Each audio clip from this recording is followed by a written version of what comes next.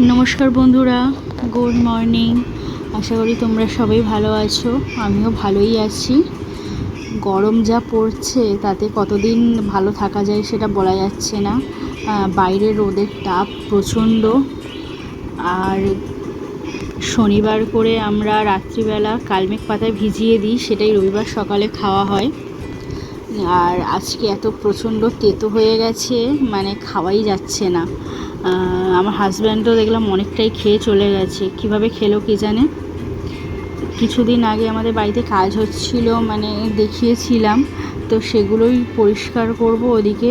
এইগুলো পরিষ্কার করতে করতে তো অনেকটা টাইম লেগে যায় বলে আজকে একটু সকাল সকালে উঠেছি। আমি উঠে এইগুলো সব পরিষ্কার করে মুছে তারপরে মানে রান্না একটু বেলার দিকে, যেহেতু রবিবার করে হয়, সেজন্য ভাবলাম আজকে সকাল সকাল উঠে আমি কাজটা করে নিই। এইগুলো করতে অনেকটা টাইম যাচ্ছে। আর যতই পরিষ্কার করছি তাও দেখছি ধুলো রয়েছে, ওখানে বালি পড়ে রয়েছে। ঘরের মধ্যে বুঝতেই পারছো পায়ের তলায় ফুটে যাচ্ছে এখানে ওখানে। তো এই টেবিল ক্লথটাও খারাপ হয়ে গেছিলো, এটাই চেঞ্জ করে দেবো মুছে। আগে থেকে কিনে রাখা ছিল, তো সেটাই চেঞ্জ করে দিচ্ছি। আর আগেরটা ছিল লাল কালারের, আর এবারে একটা নীল কালারের পেয়েছি। তো দেখা যাক এবারে হলুদ সবুজ কিনে নিয়ে আসবো, লাল নীল হলুদ সবুজ। আর এই কিচেন টাওয়ালগুলো যেগুলো বার করছি, এগুলো আমি মিশো থেকে বেশ কয়েকদিন আগে কিনেছিলাম। বেশ ভালো এগুলো কিচেন টাওয়ালগুলো, মানে ইউজের পক্ষে। কিচেনে ইউজ করা যায় সমস্ত কিছু, মোছা টোছা যে কোনো জায়গায় না, এই জিনিসটা খুব ভালো।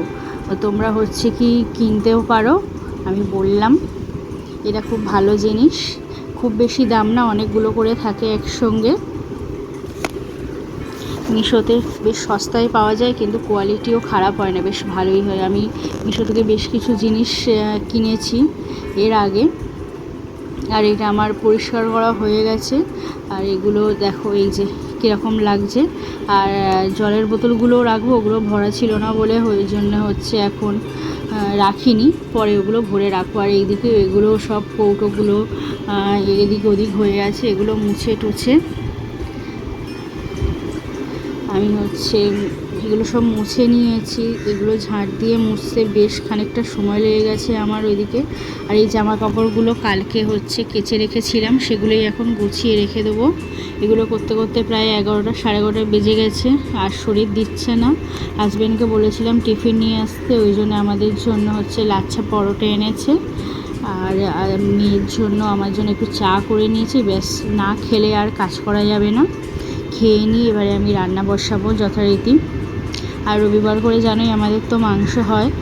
আর আজকে যেহেতু বাবা আসবে, সেই জন্য মাছ এনেছে, কিন্তু বাবা বলেছে নাকি মাছ খেতে ভালো লাগছে না, ডাল আলু ভাজা বেগুন ভাজা করে দিন। কিন্তু বেগুন নেই, ওই জন্য বাবার জন্য আমি ডিম ভেজে দিচ্ছি। বাবা একটু ভাজাভুজি ডাল এইসব জিনিসই বেশি খেতে ভালোবাসে। আর মাছটা যত বেশি পছন্দ করে না, মাংস তো খায় না, তাই ওই জন্য একটু আলু ভাজা হচ্ছে। আর মাছও রয়েছে, মাছগুলো ভেজে নেবো, ভেজে রেখে দেবো, কালকে হয়ে যাবে। আর বাবাকেও মাছ ভাজা দেবো। আর ডালের সঙ্গে মাছ ভাজা খেতে বেশ ভালোই লাগে। ওইদিকে যতক্ষণ আলু ভাজা হচ্ছে ততক্ষণ আমি মাংসটা কষিয়ে নিচ্ছি। অনেক বেলা হয়ে গেছে রান্না করতে করতে আজকে। ওদিকে যেহেতু অন্য কাজ করছিলাম, সেই জন্য এইদিকে দেরি হয়ে গেছে আমার। আর মাংস যখন আমরা কষি তখন একটু মাংস কষা হয়।